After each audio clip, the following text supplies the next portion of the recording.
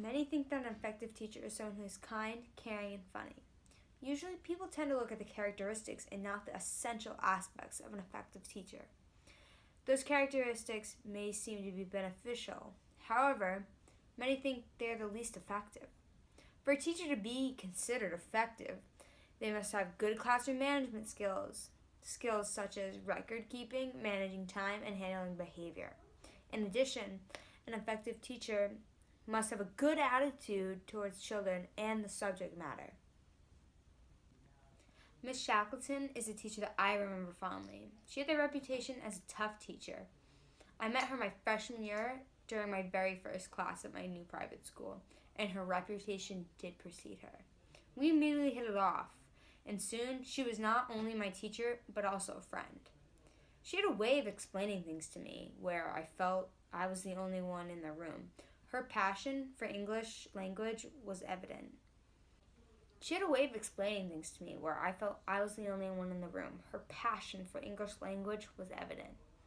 She always took the time to go over the details with me, which led me to be successful in her classroom.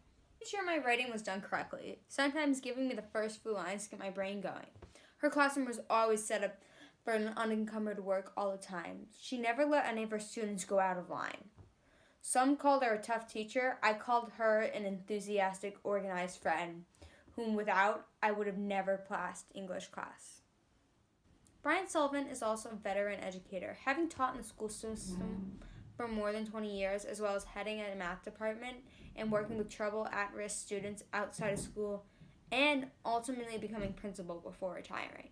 I met Brian when I was having difficulties in math. Brian instilled confidence in me and encouraged my pursuit in mathematics in no other way a teacher has been able to do.